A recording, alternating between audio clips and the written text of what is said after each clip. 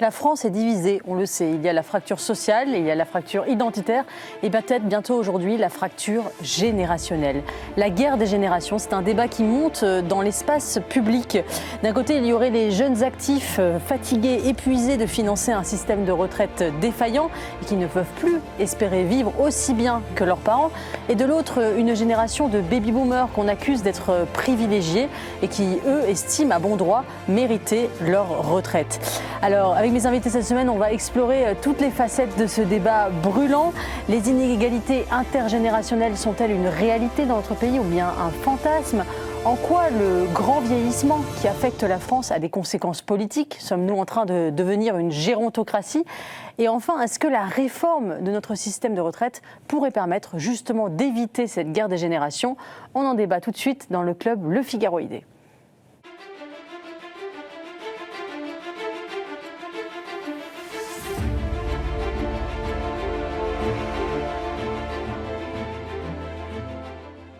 Bonsoir à tous, merci d'avoir accepté mon invitation pour répondre à ce débat ce soir, un plateau intergénérationnel avec Brice Couturier, ex-journaliste à France Culture, vous êtes maintenant chroniqueur au Point.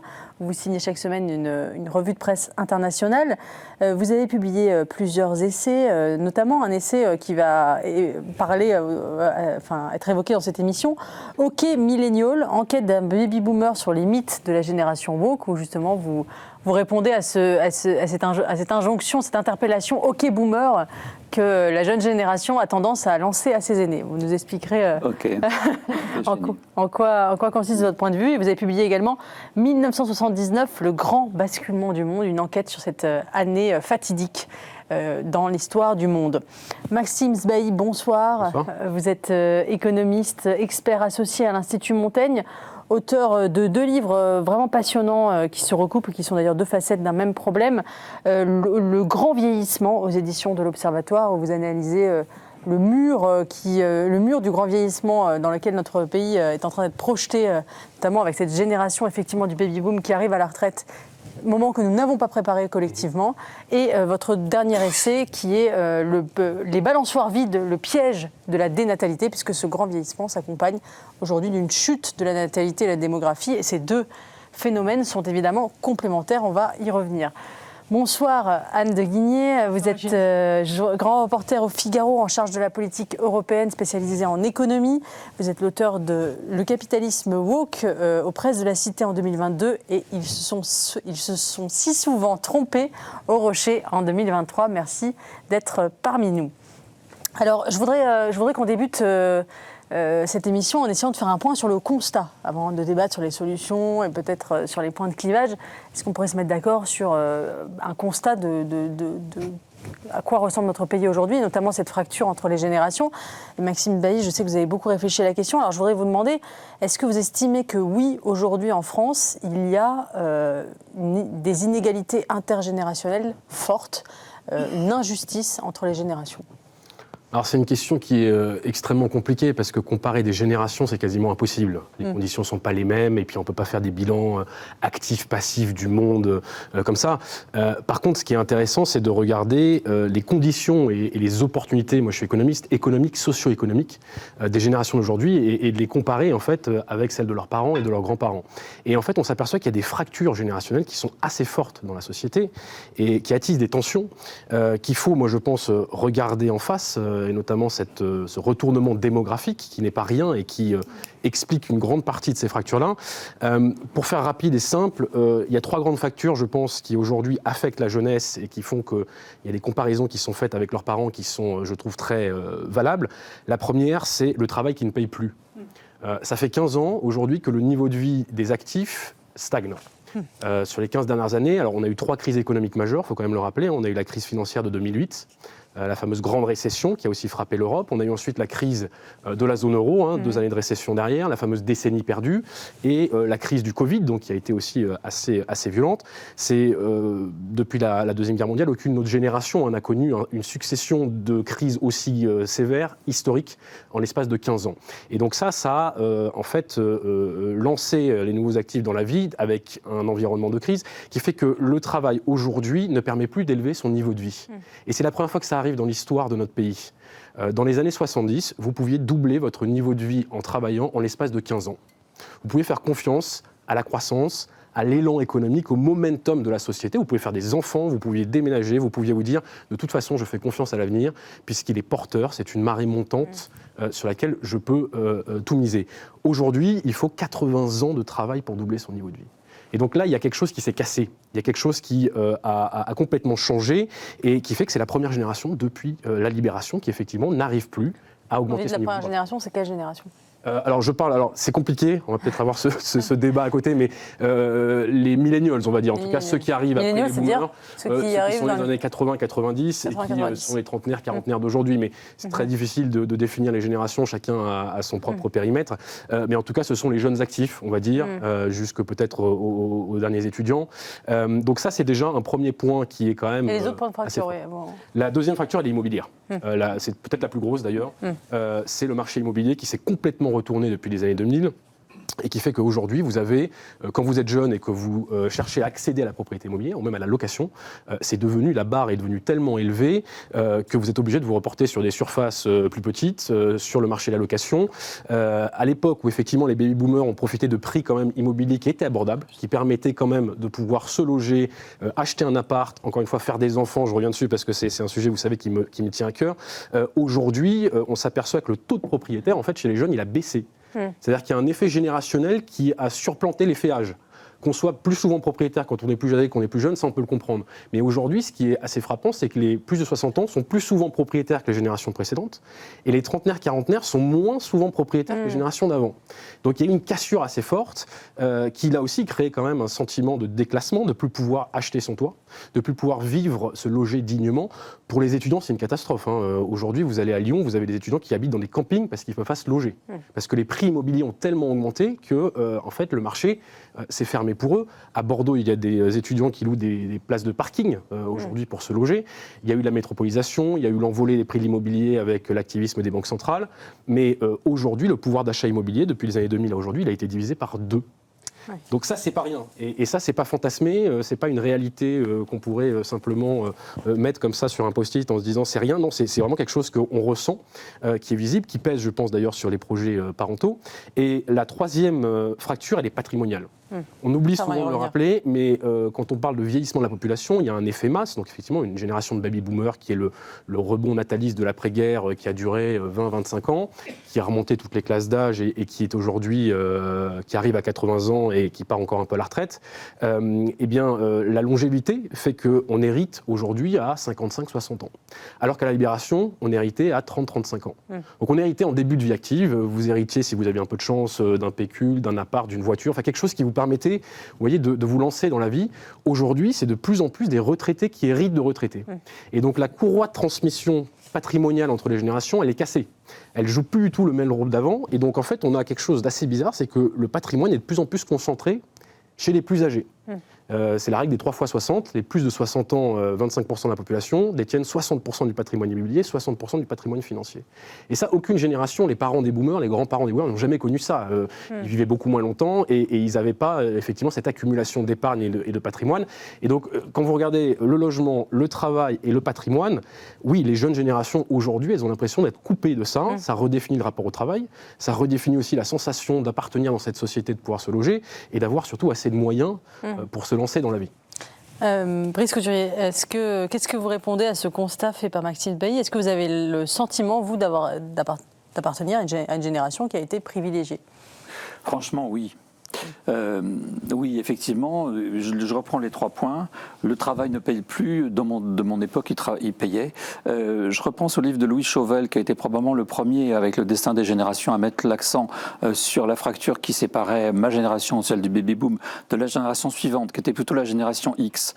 Il montrait quelque chose très clairement, ce sociologue et ce démographe, et il montrait très clairement, lui il est né en 68, un peu c'est amusant, il montrait que le destin des générations, génération, le destin professionnel de chaque personne d'entre nous dépend du moment où il est rentré sur le marché du travail.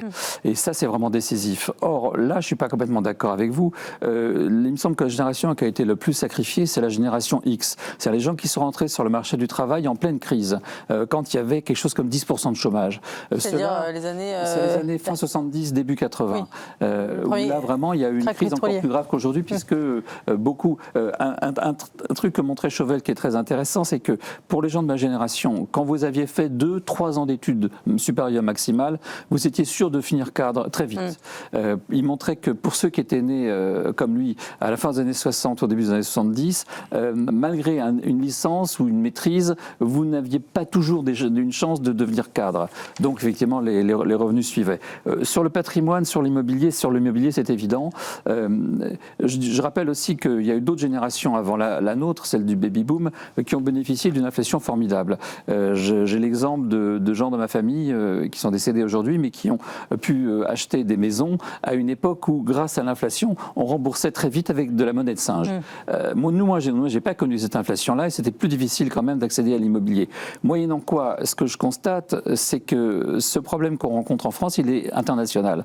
Je voyais les chiffres aux États-Unis tout récemment. Effectivement, les baby-boomers sont propriétaires de 60% des logements. Mais je vous dirais, la faute à qui? La faute à des normes invraisemblables, à des associations de not in my backyard, comme on est aux États-Unis. Dès que vous voulez construire quelque part, vous avez des associations écologistes, vous avez des gens qui ne veulent pas qu'on construise à côté de chez eux parce que ça va les gêner. Et on construit de moins en moins alors que la population augmente malgré tout avec l'immigration. Et c'est un des problèmes qu'on rencontre avec l'immigration, c'est qu'effectivement on ne peut plus les loger. On ne peut plus les loger parce qu'on construit trop peu.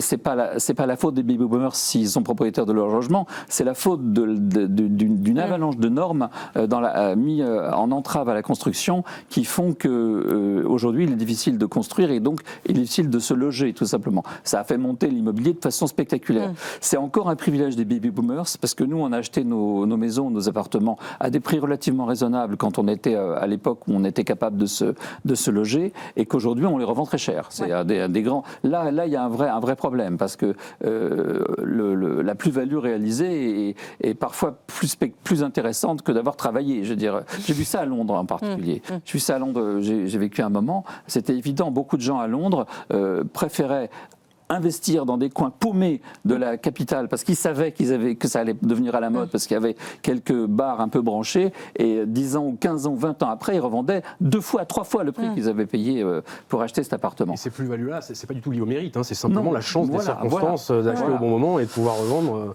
Voilà, donc avec cette nuance, je vous dirais, moi je pense plutôt que c'est juste après la génération du baby-boom que les choses se sont gâtées. Et deuxième, c'est pas une spécificité française. Oui. Je vois ça vraiment partout. Même si il va y revenir, peut-être que c'est aggravé par notre système de retraite.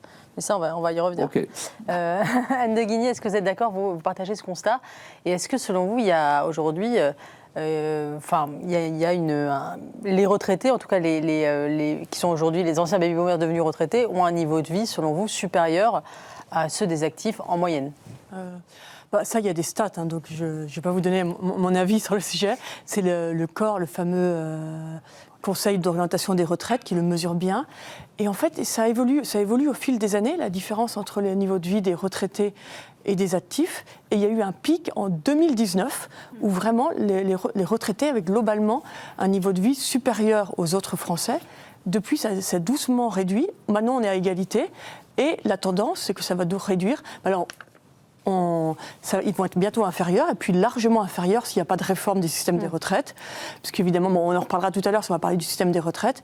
Mais avec ce système, il y a de moins en moins d'actifs pour financer de plus en plus de retraités. Donc mécaniquement, les courbes se croisent. Donc on a connu en effet, et c'est vrai qu'on est resté très longtemps en France sur l'idée des retraités pauvres, qu'il fallait aider les retraités. Et je pense qu'on est resté dans cet esprit. Bon, là, ça fait bien 5 ans qu'on parle du fait que les boomers ont une vie facile. Donc ce n'est plus le cas, mais je pense qu'on a été très longtemps dans ce présupposé et qui n'était plus le cas. Donc il qui à partir des années 2010 s'est inversé. Mais de nouveau, attention, il ne faut pas au moment où justement les courbes se recroisent, on arrive tous à se dire mais vraiment les retraités sont des gens extrêmement privilégiés. En ce moment, les courbes sont en train de se recroiser, c'est égalité aujourd'hui, à peu près le niveau de vie sont égales, et puis vont se recroiser évidemment, mais pour les générations suivantes. Parce qu'il faut bien penser que les générations ne sont pas statiques, chacun évolue gentiment d'année en année, et donc les fameuses générations X d'aujourd'hui, ce sont les retraités qui arrivent. Et moi je partage pas mal l'analyse de Brice. Et j'avoue qu'un article de The Economist m'y a aidé, qui montrait que la génération sacrifiée, c'est la fameuse génération X. C'est celle qui vote d'ailleurs, je crois, le plus pour le Rassemblement national. Voilà. Et grosso modo, c'est les Américains qui adorent figer les gens en génération. Les X, c'est les nés entre 65 et 80. Et en fait, c'est la génération, c'est le moment où vous accélérez beaucoup dans votre carrière. C'est que vous avez la trentaine ou la quarantaine.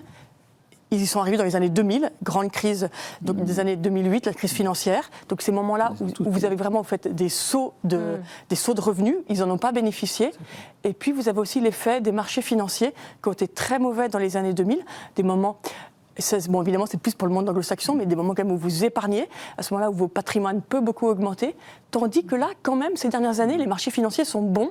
Donc les jeunes actuels ont beaucoup d'autres soucis, l'immobilier, mais ceux qui sont exposés aux marchés financiers pourront avoir, rendez-vous dans 10 ans, un patrimoine bien supérieur. Et d'ailleurs, il y a des chiffres de la BCE qui montrent que les fameux millennials ont un patrimoine qui a augmenté plus rapidement que la génération X ces 10 dernières années. Bon, tout ça, c'est des moyennes, c'est évidemment des moyennes, tout dépend des placements, donc c'est très compliqué. Mais je pense qu'il y a un point de rupture, vraiment. Il y a évidemment un sujet sur les générations d'après-guerre, qui ont bénéficié des 30 glorieuses, une croissance à 5%, c'est merveilleux, une croissance à 5%, tout le monde, là c'est merveilleux, tout le monde s'enrichit, c'est très facile. Et puis après, une rupture, et puis après, différentes générations qui ont chacun leurs problématiques. Et les jeunes actuels, on verra, mais c'est possible que ce soit moins catastrophique. Maxime Sbailly, vous vouliez réagir? Que vous mentionnez de The Economist, il précise bien qu'il y a une divergence entre les États-Unis et l'Europe. Aux États-Unis, on commence à voir effectivement que les nouvelles générations pourraient profiter, en tout cas il y a un niveau de vie qui remonte, mais pas en Europe. Il y a comme les chiffres de la BCE, enfin on va pas faire... Oui, il y a une divergence entre les deux continents parce qu'il y a de la productivité aux États-Unis qu'on n'a plus en Europe. Sur les niveaux de vie des actifs et des retraités, alors c'est effectivement un débat méthodologique, mais quand on prend en compte le fait que quand même les retraités sont 3/4 propriétaires, donc ils n'ont pas de loyer à payer, ce qu'on appelle les loyers imputés dans la statistique, on retrouve quand même, ça dépend des années, mais c'est des fois supérieur, des fois équivalent, mais c'est tout à fait nouveau, c'est-à-dire que dans les années 70-80, personne ne se posait la question de savoir si les retraités et les actifs avaient le même niveau de vie. Il allait de soi que ceux qui travaillent ont un niveau de vie supérieur à ceux qui ne travaillent plus. C'est d'ailleurs la promesse un peu républicaine de dire c'est par votre travail que vous vous élevez et que si on arrive à un tel équilibre, il y a un petit problème de répartition de la richesse, parce que je rappelle qu'en France, ce sont ceux qui travaillent qui financent ceux qui ne travaillent plus. Et donc à partir du moment où vous avez une égalité de niveau de vie, des taux d'épargne en plus des retraités qui sont plus élevés que chez les actifs, il y a quand même un petit problème là d'équilibre macroéconomique mais aussi social. Rappelons quand même que les retraités français sont parmi les mieux lotis dans le monde. Il n'y a aucune autre époque et aucun autre pays qui ont mieux traité les retraités qu'aujourd'hui.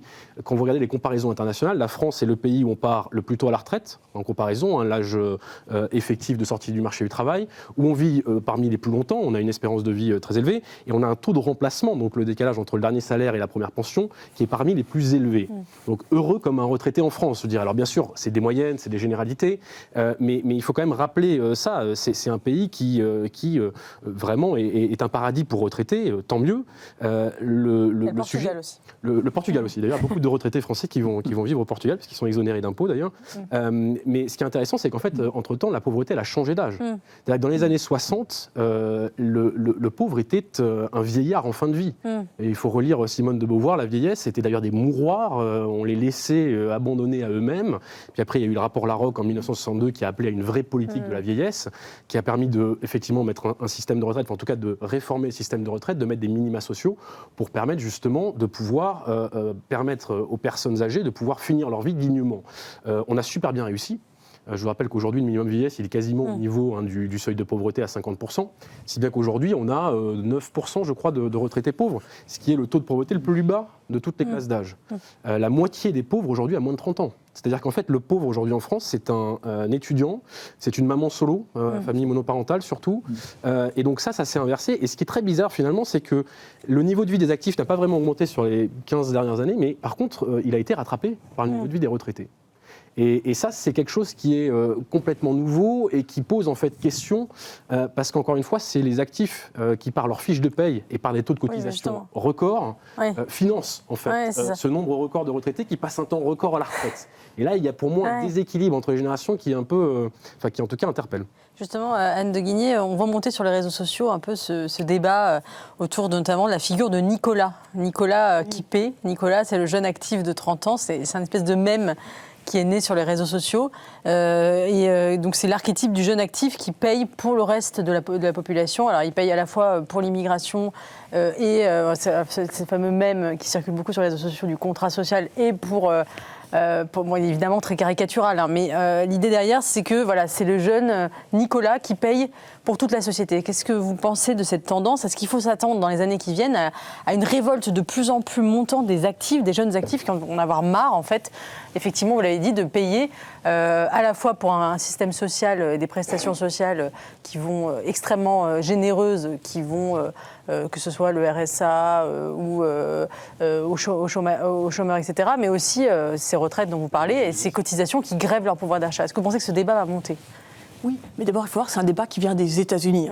Donc là, c'est la version française. En France, on l'a bien adapté à la France, mais c'est un débat qui était très fort depuis 7-8 ans aux États-Unis.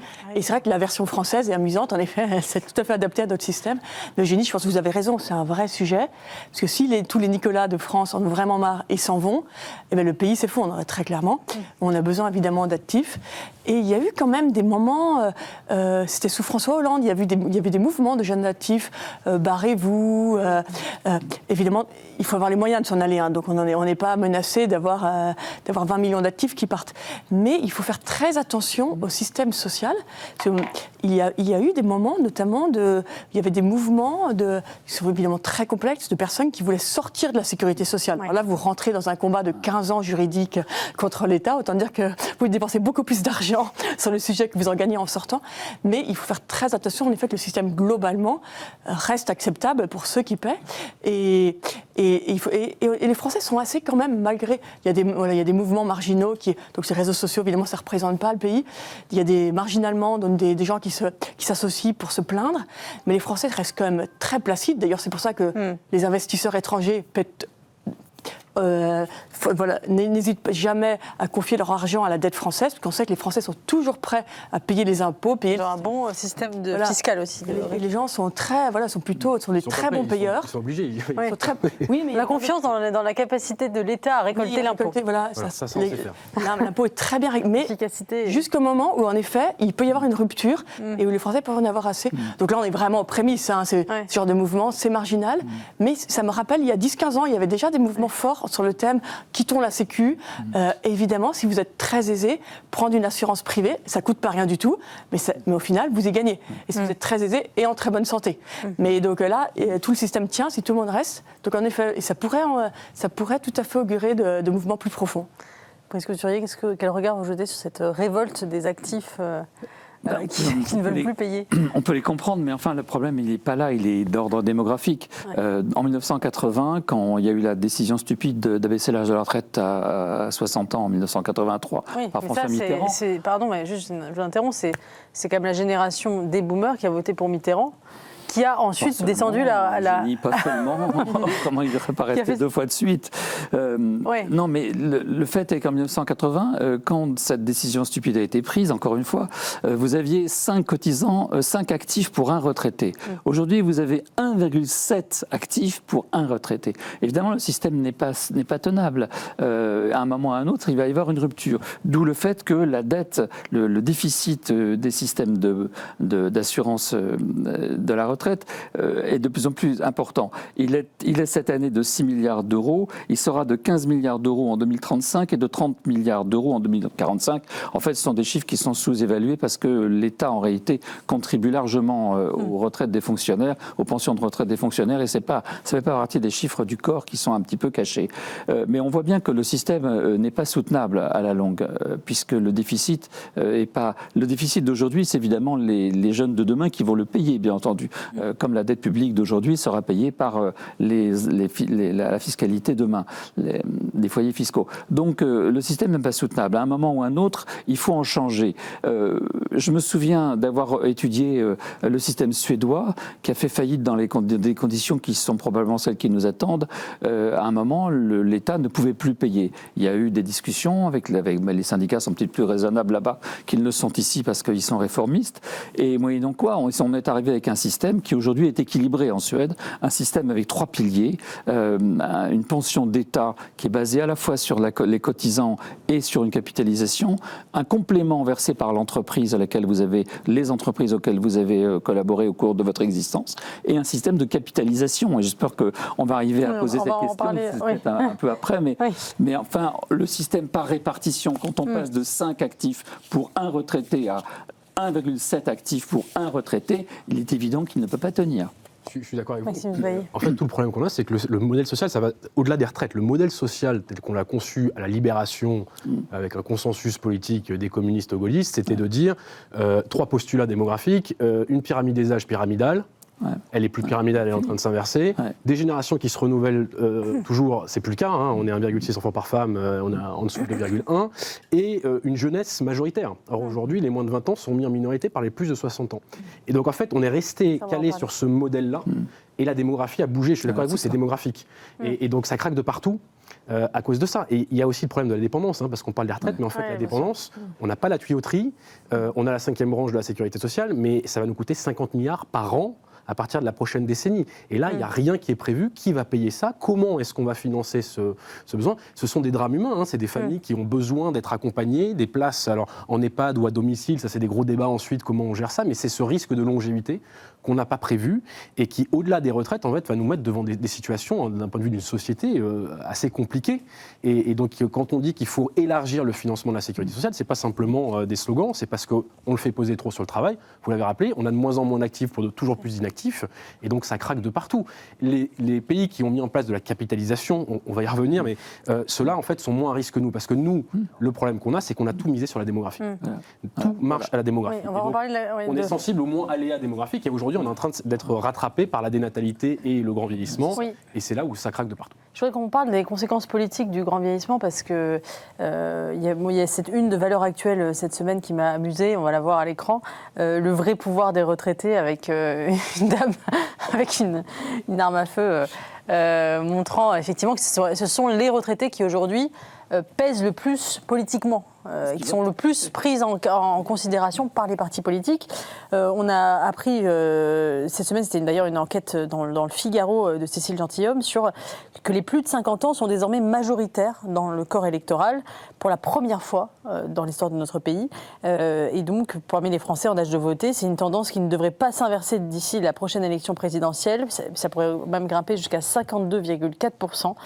Alors, Maxime Bailly, quelles sont les conséquences de ce vieillissement de l'électorat? Est-ce que ça ne grève pas pour toujours toute volonté de réformer en fait le pays, ou de rééquilibrer ces déséquilibres qu'on a constatés, parce que effectivement les retraités étant l'électorat par excellence des politiques, on voit même par exemple un parti comme les LR qui est très à cheval sur les équilibres budgétaires, ne vouloir indexer toujours les retraites sur l'inflation, comme Laurent Wauquiez l'a dit, parce qu'il ne veut pas toucher à cet électorat-là. Mais en fait, ce qui est intéressant, c'est que la France vieillit et l'électorat vieillit aussi.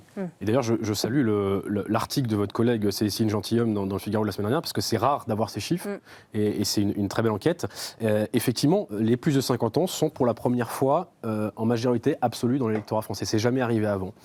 Mais c'est même plus que ça. C'est-à-dire qu'en fait, quand vous regardez la composition, les plus de 60 ans, c'est aujourd'hui 35% de l'électorat. C'est plus que les moins de 40 ans, et c'est 2 fois plus que les moins de 30 ans. Les moins de 30 ans, dans 1995, c'était 24% d'électorat. Aujourd'hui, c'est plus que 17% de l'électorat. Et donc, vraiment, il y a une déformation qui, en plus, est renforcée par le fait qu'on le sait, la participation, la mobilisation, et encore plus, avec l'âge, augmente. Et donc, aujourd'hui, en fait, même si tous les jeunes iraient voter, ils ne représentent que 17% de l'électorat français. Donc ils sont devenus quasiment négligeables en fait. Et pour un homme ou une femme politique, pour parler en termes un peu de choix public, il est 2 fois plus rentable d'aller parler aux retraités qu'aux autres. Et donc ça, le risque bien sûr de ça, c'est qu'effectivement on ait une dérive gérontocratique où on n'ose plus toucher aux retraites, on n'ose plus peut-être faire certaines réformes qui iraient à l'encontre des intérêts d'une population vieillissante pour l'avenir du pays. Et moi ça m'inquiète ça parce qu'on n'a pas de force de rappel contre ça. Et on le voit très bien sur les débats sur les retraites. Vous avez vu, on a quand même un gouvernement qui est tombé sur quelque chose d'assez banal qui est l'indexation des retraites. C'est pas, je veux dire, les défis qu'on a aujourd'hui à relever, l'indexation des retraites, c'est quand même pas voilà, c'est un peu le cadet de nos soucis. Et pourtant, le gouvernement est tombé là-dessus. Ça montre à quel point le sujet est devenu sensible. Et vous ne pouvez pas savoir le nombre d'hommes et femmes politiques qui, derrière des portes fermées, vous disent en fait la solution la plus efficace pour couper réduire la dépense publique et la plus juste, c'est de toucher aux retraites. Mais je ne peux pas le dire parce que je ne vais pas être réélu. Vous savez, il y avait Jean-Claude Juncker qui avait cette phrase pendant la réforme, pendant la zone euro, la crise de la zone euro, qui disait « on sait tous quoi faire, mais on ne sait pas comment être réélu en le faisant ». Et donc, en fait, le problème, c'est que la démographie fasse basculer la démocratie, effectivement, dans une forme de gérontocratie. Et ça peut être inquiétant. Alors après, on peut toujours espérer que chacun vote pour le long terme et contre ses intérêts, mais enfin bon, il faut être quand même, je pense, réaliste. Et donc, le risque est bien réel. Aujourd'hui, d'ailleurs, la dépense publique est de plus en plus orientée vers les retraites et la santé. Je rappelle que 44% de la dépense publique aujourd'hui, c'est les retraites et la santé. Oui, et je voudrais revenir sur un épisode il y a 5 ans, c'était le Covid. On a fermé le pays avec le confinement. On a quand même fait un sacrifice collectif pour, quelque part, sauver les personnes âgées, mais c'est un choix d'ailleurs, et plus fragiles. Est-ce que ça n'est pas une solidarité générationnelle, là aussi, qui s'est exercée dans un sens et toujours dans le même sens? Vous demandez la réciprocité, si je comprends bien. Je demande. Peut-être qu'il, 5 ans plus tard, il faut. C'est quand même la source de notre déficit aussi aujourd'hui. Oui, mais arrêtez. C'est un choix emblématique. Je vais essayer en utilisant un autre économiste que vous, qui est Éric Chanet, qui a fait une série de papiers dans Telos qui répond un peu à vos arguments. Et il me semble que. Répondu d'ailleurs dans un papier. Oui, j'ai vu aussi sur Telos EU. C'est un site à suivre pour les gens qui s'intéressent. Il est vraiment excellent, Telos. Telos-EU. Éric Chanet dit la chose suivante.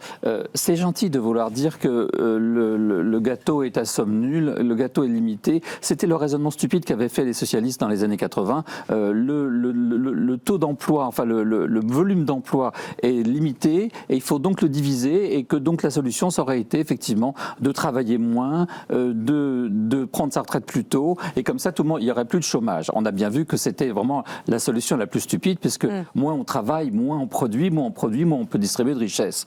Les gens qui nous disent il faut que les retraités payent pour les caprices qu'ils ont eus dans leur jeunesse oublient un élément important. Il suffirait simplement qu'il y ait plus de gens au travail en France, c'est-à-dire le même nombre, le même pourcentage de population active réellement employée en France que celle qu'on a en Suisse, en Suède, dans des pays normaux, quoi. À ce moment, il n'y aurait plus de problème de financement des retraites. Mais on ne s'attaque jamais à ce problème-là. Le problème de la France, c'est pas tant que les retraités sont trop riches. Ils ne sont pas trop riches, je suis désolé. Simplement, le problème de la France, c'est que les moins de 25 ans ne sont pas au travail, les plus de 55 ans sont jetés hors du travail et qu'entre les deux, on se débrouille pour essayer de travailler. Mais le problème de la France, c'est ça. C'est qu'on a... Et puis, le chômage est extravagant dans notre pays. Il n'a jamais été réellement combattu. Si j'avais... Ce que disait... je vais vous citer quelque chose. Si les Français travaillaient autant que les Suédois, les Néerlandais ou les Suisses, non seulement les actifs seraient mieux rémunérés, mais les finances publiques seraient proches de l'équilibre, comme l'a souligné Gilles Berset, le président du Conseil d'orientation des retraites. Donc la question, c'est pas de voir comment on peut découper le gâteau de manière à ce que les gens au travail aient plus et les retraités aient moins. Le problème, c'est simplement d'augmenter le gâteau pour qu'on puisse continuer à financer les retraites, parce que moi, j'ai pas l'impression que les retraités soient tous des millionnaires qui jouent au golf et qui partent en croisière, honnêtement. Ça, c'est quand même une caricature un peu facile et agitée après la lutte des classes, la lutte des générations pour essayer d'animer le débat public ne me paraît pas très opportun. Maxime, vous avez voulu répondre peut-être? C'est intéressant, moi je suis d'accord sur le taux d'emploi. Il faut qu'en fait. Alors on a une population active qui ne croît quasiment plus et qui va d'ailleurs décroître sur la prochaine décennie. Parce que la dénatalité, ça fait 15 ans qu'on a les naissances qui baissent. Cette population active ne travaille pas. Alors le taux d'emploi aujourd'hui en France n'a jamais été aussi élevé. D'ailleurs, ça contredit. Par rapport à nos voisins, on est très en dessous quand même. Historiquement, il n'a jamais été aussi élevé. Grâce à Macron. Et ce qui est intéressant, c'est que d'ailleurs, quand on nous dit qu'il y a une épidémie de flemme ou qu'il y a la grande démission, que les jeunes sont fainéants, en fait, c'est archi faux parce que justement, on n'a jamais eu autant de personnes en âge de travail qui travaillent. Donc déjà, ça, je pense que c'est quelque chose effectivement important à rappeler. Sur l'employé senior, moi, je travaille beaucoup là-dessus. Effectivement, on est en retard sur l'employé senior parce que on revient à Mitterrand, on s'est mis comme horizon collectif 60 ans, c'est la retraite, j'arrête de travailler. Moi, j'ai travaillé dans 5 pays différents. Il n'y a qu'en France qu'on estime qu'un quinquagénaire, c'est un pré-retraité qui est en fin de carrière. C'est le seul pays au monde où j'ai vu ça. Et ça, c'est effectivement un imaginaire collectif de la part de l'employeur, mais aussi de l'employé, qui en fait, ce qu'on appelle l'effet horizon, qui en fait presque s'auto-censure et pense que sa carrière est déjà finie à 50 ans. Donc là, il y a tout un chemin, une bataille culturelle à mener. Absolument. Et le gouvernement actuel le fait plutôt bien. Là, il y a un dernier accord intersyndical. Tous les syndicats ont signé. C'est assez rare d'ailleurs pour le dire avec un CDI senior. Donc il y a des choses qui bougent. Par contre, c'est les plus de 60 ans, là où vraiment ça pêche. Et ce qui est intéressant, c'est que dans les années 70, le taux d'emploi des plus de 60 ans était le même qu'aujourd'hui. C'est-à-dire qu'en fait, les pré-retraites, Mitterrand qui est passé par là, et toute cette vision effectivement que vous condamnez à juste titre de dire on va baisser l'emploi des seniors pour augmenter celui des jeunes en croyant que c'est un gâteau à somme nulle, effectivement, ça nous a mené avec une espèce de courbe en U où aujourd'hui, on revient à peine 50 ans plus tard au taux d'emploi qu'on avait. Donc on a perdu beaucoup de temps et effectivement, il faut pousser. Le meilleur moyen aussi de pousser ça, et ça les autres pays l'ont compris, c'est l'âge de départ à la retraite. Plus vous repoussez l'âge de départ à la retraite, alors l'âge de départ à taux plein ou pas, face à après on peut en discuter, mais plus vous repoussez l'horizon et plus vous gardez les gens plus longtemps au travail. D'ailleurs, les générations aujourd'hui... L'espérance de vie augmente, ça serait logique, non? Exactement. Le Danemark vient de repousser l'âge de départ à la retraite parce qu'ils estiment que l'espérance de vie doit être corrélée à l'âge de départ à la retraite, ce que nous, on ne fait pas. Nous, on a complètement décorrélé l'âge de départ à la retraite de la démographie et de l'économie. On en a fait un totem politique idéologique qui fait qu'aujourd'hui, c'est extrêmement difficile, qu'on est d'ailleurs le dernier pays en Europe à savoir s'il faut partir à 60 ou à 62 ans, là où tous les autres ont déjà pris le bateau, et nous, on arrive en retard. Donc, je suis d'accord sur le taux d'emploi, mais par contre, il y a un problème, c'est le coût du travail. Et le coût du travail, on revient quand même sur le financement des retraites. Aujourd'hui, 28% du salaire brut part dans le financement des retraites. Donc, moi, je veux bien qu'on augmente le taux d'emploi, mais les retraites, c'est sur la fiche de paye, et ça coûte extrêmement cher, et donc c'est un peu le serpent qui se mord la queue. Et donc, il y a quand même, je pense, un équilibre à retrouver pour retrouver un taux d'emploi, et un équilibre aussi entre les actifs et les retraités. Anne de Guigné, vous êtes d'accord sur l'idée qu'on glisse vers un système peut-être gérontocratique en France, d'un point de vue démocratique? Les chiffres le prouvent. On a eu des vrais moments de gérontocratie en France, par exemple, à la Restauration. Vous savez, vous avez toute la jeunesse qui est morte sous Napoléon, pendant la Révolution, puis là, vous voyez des rois de 70 ans qui reviennent, entourés de vieux ducs, tout le monde. C'est étonnant, là, il y a eu 15 ans, là, où le pouvoir est entièrement de gens très âgés. Mais à ce moment-là, vous avez quand même la jeunesse qui revenait. Et là, à la fois, la jeunesse est très... C'est pas le cas, on a un président quand même très jeune, on a eu Gabriel Attal, mais c'est sûr que les grandes politiques économiques, en tout cas, sont plutôt faites en faveur des électeurs et donc des personnes plus âgées. Et ça se voit notamment sur la gestion des finances publiques, qui, évidemment, l'endettement... Enfin, c'est très basique de le dire, mais c'est vrai. Quand on dit les enfants paieront, mais c'est complètement vrai. Financer le quotidien de l'État et la protection sociale par la dette, financer des investissements pour le futur, l'IA, un coup fin, ça c'est normal. De dire les enfants en profiteront et on les endette. Mais financer les retraites d'aujourd'hui, notre santé d'aujourd'hui par la dette, c'est quelque chose qui est démentiel. En fait, ça veut dire que les enfants auront leurs propres soucis et on comprend depuis le temps qu'on se parle que ça va être très compliqué vu la démographie. Et en plus de leurs problèmes à eux, de leur génération, ils financeront encore notre santé à nous, nos retraites. Donc là, c'est des sujets qui devraient être vraiment au cœur du débat public et dont personne ne parle parce que voilà, ceux qui ne sont pas nés ou les petits, évidemment, ne sont pas en train de... Donc il y a ces sujets-là, mais ce qui est intéressant, c'est que si les personnes âgées tenaient vraiment aussi les rênes, on aurait fait la dépendance, ce qu'on n'a pas fait. Donc on voit bien, en fait, il y a, je trouve aussi globalement une courte vue dans ces questions. Donc on voit qu'on gouverne quand même pour l'année présente, et même voire à 5 ans, le trimestre. En ce moment. Et ce qui est quand même un peu triste, c'est que beaucoup d'autres pays se sont retrouvés dans notre situation. l'Allemagne de Schröder, ça ressemblait beaucoup économiquement à ce que nous connaissons aujourd'hui. Et il y a eu des réformes très fortes à ce moment-là pour préparer l'avenir. Bon, l'Allemagne a d'autres problèmes aujourd'hui, mais quand même, il y a eu 20 ans. Et comment expliquer, justement, cette espèce d'aveuglement, ce manque d'anticipation? Parce que quand je lis le livre blanc sur les retraites de Michel Rocard en 1991, voilà ce qui est écrit noir sur blanc. Laisser évoluer de manière incontrôlée les dépenses des régimes de retraite et les prélèvements sociaux, c'est se résigner à l'inacceptable. La déformation continue du partage du revenu au bénéfice des retraités au détriment des actifs, la rupture de l'équité entre générations, la croissance future obérée par les risques de dégradation de la compétitivité et la désincitation à l'épargne et à l'activité. Bon, il y avait déjà tout en 1991. Pourquoi là? Mais je pense peut-être. Il disait, la réforme des retraites, il y a de quoi faire tomber 2 ou 3 gouvernements. Il a dit ça, Rocard. Comment vous expliquez donc, il savait aussi que politiquement, c'était très très sensible. Je pense qu'il y a un sujet avec la répartition. En fait, la répartition, qui a ses qualités, honnêtement, entre répartition et capitalisation, tout dépend des critères économiques. Grosso modo, quand la croissance est forte, la répartition, ça marche bien. Quand le taux d'intérêt est élevé, la capitalisation, ça marche mieux. Mais il y a un sujet psychologique qui est que l'État gère tout.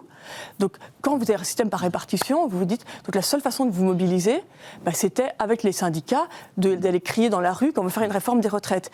Et moi, je pense que le système par répartition a quand même créé une culture en France de l'affrontement sur ces sujets et une forme de déresponsabilisation. Parce que l'État est responsable, donc si ça se passe mal, c'est la faute de l'État, et votre seul levier, c'est de protester dès qu'on veut faire une réforme. Et sans doute que du coup, il y a cette fameuse fond d'un culture économique dont on parle souvent pour la France, mais moi je pense que c'est par les retraites quand même que chacun, on voit bien dans les pays anglo-saxons, vous allez dîner dans une famille américaine de la classe moyenne, les gens parlent des actions, chacun a son portefeuille, d'ailleurs ils vous interpellent sur les capitalisations européennes, vous demandent des conseils, c'est très impressionnant. À dîner basique aux États-Unis, les gens sont imprégnés de culture financière parce qu'ils pensent à leur retraite et ils regardent tous les mois où en sont les évolutions. Et donc je pense que quand même la répartition a déresponsabilisé globalement et on est rentré dans cette culture du rapport de force.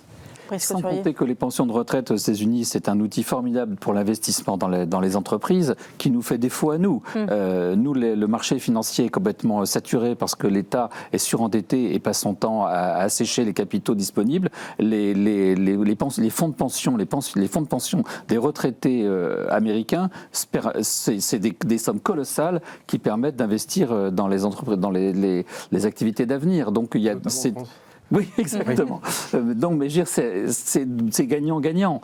Un, parce que quand vous capitalisez pour votre retraite, vous mettez de l'argent de côté que vous voyez. Je vois en Suède, tous les ans, vous recevez un bilan exact de ce que vous avez déjà gagné. Et ce qui permet aussi une grande souplesse dans les départs en retraite. Parce que vous pouvez voir en Suède, vous pouvez vendre la retraite, c'est 65 ou 67 ans, mais vous pouvez la prendre avant. Si vous estimez que vous avez déjà mis suffisamment d'argent de côté et que l'État vous doit déjà suffisamment d'argent pour pouvoir vous retirer plus tôt. Moi, je pense que vraiment, l'idée d'un âge décisif légal de départ en retraite est une absurdité parce que ça dépend du métier que vous avez exercé. Je vois des gens au CNRS qui sont mis à la retraite à 65 ans, ils viennent juste d'apprendre les bases de ce qu'ils étaient censés connaître et on les met à la retraite, ils sont furieux. Enfin, ils peuvent rester jusqu'à 67 ans, paraît-il. Mais enfin, il faut demander. C'est absurde d'un âge légal. Il faudrait au contraire avoir une souplesse totale et faire en sorte que celui qui veut vivre avec une pension de retraite moindre puisse partir plus tôt et bénéficier d'une longue espérance de vie. Celui qui veut travailler jusqu'à 75 ans puisse le faire. Il y a une absurdité là, vraiment, Maxime, un manque de souplesse. On voit bien que ce système de répartition, il va dans le mur. Qu'est-ce qu'il faut faire selon vous? Mettre un système par capitalisation, mais on sait que c'est très difficile de passer d'un système de répartition à un système par capitalisation. Il faut trouver une manne qui puisse financer ça. Et déjà, il faut comprendre pourquoi le système par répartition aujourd'hui pose problème. On a parlé de la démographie, mais il y a aussi un problème d'inéquité intergénérationnelle là aussi. Alors vous avez rappelé, on s'endette aujourd'hui pour payer les retraites. C'est une aberration totale. Vous mentionnez les chiffres de la Cour des comptes. La Cour des comptes, quand ils font les calculs, c'est 470 milliards d'euros d'ici à 2050 qu'on va rajouter juste parce qu'on est incapable d'équilibrer le système des retraites. Encore une fois, c'est pas, on n'investit pas dans l'IA, dans les écoles, dans les hôpitaux. Non, c'est. Mais qu'est-ce qu'il faut faire alors? Parce que là, on est en constat de. Donc déjà, il faut arrêter de s'endetter. Donc il faut rééquilibrer les comptes. Et puis, on est en train d'asphyxier les actifs. Encore une fois, c'est la fiche de paye des actifs aujourd'hui qu'on paye ça. Donc on fait rougir les comptes publics et en même temps, on asphyxie les actifs. Donc là, il y a vraiment quelque chose qui tourne pas rond. Et puis, il y a un problème, c'est que le taux de rendement du régime des retraites, il baisse génération après génération. Les générations de l'après-guerre, les baby-boomers, ont un taux de rendement 4 fois plus élevé que ma génération. Donc c'est un système qui marche plutôt bien pour une certaine génération, qui d'ailleurs sera partie plutôt à la retraite que ses parents et ses enfants, c'est la seule. Et la génération à laquelle j'appartiens, vous aussi finalement, enfin celles qui sont encore actives aujourd'hui, en fait, on cotise plus que nos parents, on va partir à la retraite plus tard et on a des retraites inférieures. Donc en fait, on est perdant sur les 3 tableaux. Non mais excusez-moi de rappeler... Cessez de nous déprimer, donnez-nous des solutions. C'est quand même voilà. Alors ensuite, il y a effectivement la question de la capitalisation. Alors moi, j'aime bien ces questions-là, mais je trouve que sur la capitalisation, on présente ça un peu comme une solution magique. Or, c'est pas du tout une solution magique. C'est pas du tout une solution magique. Déjà parce que pour passer de l'un à l'autre, c'est extrêmement compliqué puisque la répartition est en flux tendu. Un pilier. Alors un pilier, ça implique à taux de cotisation égaux. On ne va pas rentrer trop dans les détails techniques, mais à taux de cotisation égaux, il faut baisser les cotisations si on ne veut pas qu'il y ait une double cotisation. Donc ça veut dire baisser les retraites. Et là, on revient sur le problème. Donc, il y a une génération sacrifiée. Oui, et donc il va falloir trouver un nouvel équilibre, mais qu'on le veuille ou non, il va falloir demander un effort aux retraités. Alors après, la question, c'est de savoir comment on va le faire. Est-ce que c'est les 10% d'abattement? Est-ce que c'est une désindexation? Est-ce que c'est, moi je suis pour aussi une solidarité intragénérationnelle chez les retraités, c'est-à-dire qu'on peut imaginer une taxation uniquement sur les retraités pour que les plus aisés aident les retraités les plus pauvres et qu'on arrête de financer le déficit par les actifs. Vous voyez, donc on peut imaginer aussi des choses, passer de l'intergénérationnel à l'intragénérationnel. Ça me paraît quelque chose d'intéressant à creuser. Mais en tout cas, ce qui est sûr, c'est qu'on ne peut pas rester comme on le fait aujourd'hui, parce qu'on ne peut pas faire confiance à la démographie, on ne peut pas faire confiance à la productivité parce qu'elle est plate, surtout en France. La croissance, elle n'est plus là, et on a un gâteau qui grossit plus et qui est de plus en plus redistribué vers les personnes âgées. Donc il y a vraiment un sujet. Donc oui, tentons la capitalisation. Je pense qu'il faut complètement dépolitiser l'indexation des retraites. C'est quand même aberrant. Sur les 2 derniers budgets, on a augmenté les retraites 5 fois en 3 ans et on a coupé dans les dépenses d'enseignement supérieur et de la recherche. Donc en fait, on augmente les dépenses courantes, des dépenses qui sont censées être équilibrées, et on va couper dans les dépenses d'avenir. Je veux dire, un pays qui fait ça, c'est pas un pays qui a vraiment confiance dans sa jeunesse et dans son potentiel. Donc il faut arriver à dépolitiser ça, il faut arriver effectivement à mettre un petit peu de capitalisation, mais ça demande de faire de la place sur la fiche de paie des actifs et donc de réduire le coût des retraites aujourd'hui, donc de demander un effort aux retraités. C'est compliqué à dire, mais voilà, il faut le faire. Et effectivement, mettre en place peut-être des autres mécanismes de solidarité intragénérationnelle. Sur la dépendance, j'y reviens parce qu'encore une fois, la dépendance, c'est quand même le gros sujet qui vient. Les premiers baby-boomers ont 80 ans, c'est des pertes d'autonomie. Il faut les accompagner, il faut aider les familles, il faut leur permettre de vivre leurs dernières années dans la dignité. Et ça, il y a des solutions. Alors peut-être mobiliser leur patrimoine. Et donc, ça, c'est l'immobilier, c'est le patrimoine financier, leur demander en fait de payer la facture eux-mêmes. Ou il y a des solutions assurantielles, qui est de dire une assurance obligatoire de dépendance dès que vous avez 50 ans. Qu'il faut peut-être prendre en charge pour mutualiser ce nouveau risque-là. Mais la tentation, moi j'ai peur, c'est que ce soit les actifs qui vont se retrouver à devoir payer encore une fois la facture. Nicolas. Et Nicolas, il n'en peut plus. Voilà, Nicolas, son niveau de taxation, il est très élevé et la solidarité intergénérationnelle, elle n'a jamais coûté autant aux jeunes en fait. C'est la première fois qu'une génération de jeunes actifs doit payer autant, doit sacrifier autant de son salaire aux retraites, à la dépendance, à la santé. Et donc ça, on ne peut plus continuer comme ça parce qu'au bout d'un moment, on risque d'avoir, je ne sais pas si c'est un exil massif ou une grande démission où tout d'un coup les actifs se mettent tous en grève. Mais c'est la grenouille, vous savez, dans l'eau chaude, l'eau qui commence à chauffer, à bouillir, et en fait c'est trop tard pour sortir de l'eau chaude. Et voilà. Donc c'est compliqué, il n'y a pas de solution magique, il n'y a pas une baguette qui vous permet de tout régler, mais je pense qu'il faut prendre des décisions radicales, sinon on va vraiment dans le mur. Anne de Guigné, vous pensez que c'est possible de passer à la capitalisation, de changer de système? Parce qu'on voit bien que le système par répartition, il est mort aujourd'hui, enfin, il est dans une impasse totale. Comment on fait si on veut passer dans un autre système? Ça coûte très cher l'année de la bascule, parce que, grosso modo, donc ça, si vous demandez à la génération qui passe à la retraite cette année-là, si vous demandez aux actifs de passer en capitalisation, c'est-à-dire que tout d'un coup, ils ne paient plus les retraites. Donc évidemment, c'est compliqué. Il n'y a plus les retraites de gens qui sont à la retraite. Il faut aller évidemment en sillon. Et l'idéal, c'est d'avoir une soulte. Il faut avoir idéalement 50 milliards à mettre pour faire la bascule. Évidemment, ce qu'on n'a pas en France. Donc c'est faisable. Ça devrait être un grand sujet de la prochaine présidentielle. Mais là, on voit bien, on ne va pas parler des sujets budgétaires, mais là, on voit les débats budgétaires actuels sont très très loin de ces sujets-là. Ça coûte très cher, mais il faut le faire.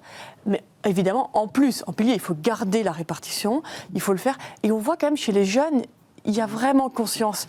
Le PER, donc c'est un plan épargne-retraite, qui aujourd'hui, qui est évidemment pas obligatoire, est très populaire, notamment chez les jeunes actifs, qui mettent 100 € par mois.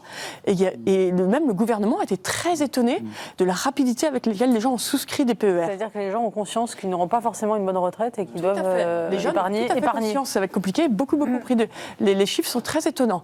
Donc dans le débat, il y a une maturité sur le sujet, mais évidemment, il ne faut pas... Alors que la dépendance arrive, vous savez, une maison de retraite, c'est facilement... maison de retraite très modeste, c'est facilement 2 000 €. La retraite moyenne en France, c'est juste en dessous de 2 000 €. Donc les équations, elles sont compliquées absolument pour tout le monde. Donc on peut le faire, mais il faut à un moment donné débloquer. Moi, je crois que ça devrait être une priorité. Et puis pour quand même garder un peu d'espoir, puis l'école quand même, la productivité peut revenir, la croissance peut revenir.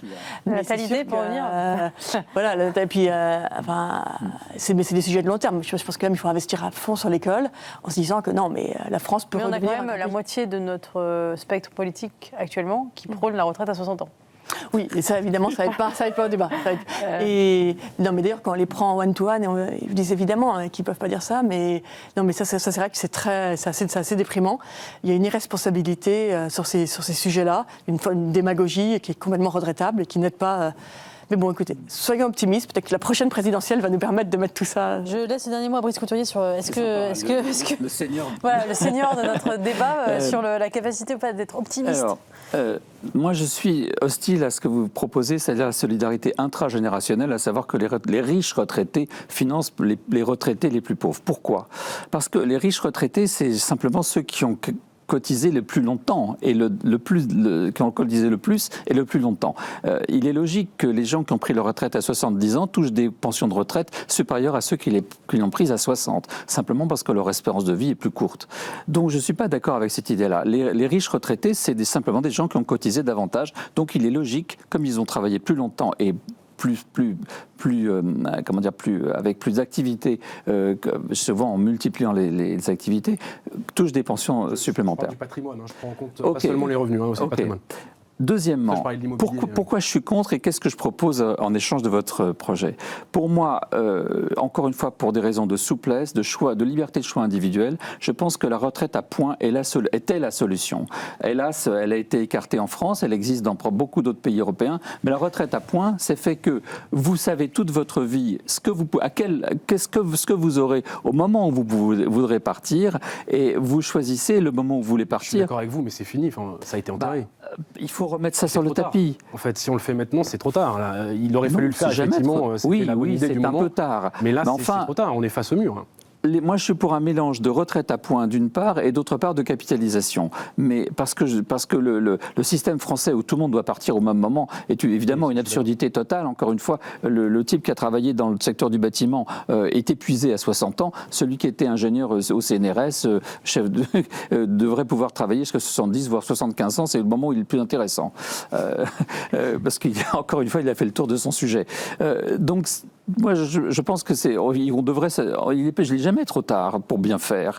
Pourquoi pas remettre sur le tapis Parce que c'est comme la capitalisation, la bascule est très compliquée à faire. Oui. On a 18 millions de retraités, ils sont déjà à la retraite aujourd'hui. Et il faut qu'on paye les pensions. On peut le faire de manière très progressive. Alors, on peut le faire très progressive, mais du coup, ça concernera les générations d'après. Et l'effet budgétaire, il ne sera pas immédiat. Tant pis pour vous, mais ceux qui ont 20 ans aujourd'hui seront contents qu'on ait choisi ce système-là. Ça va empirer.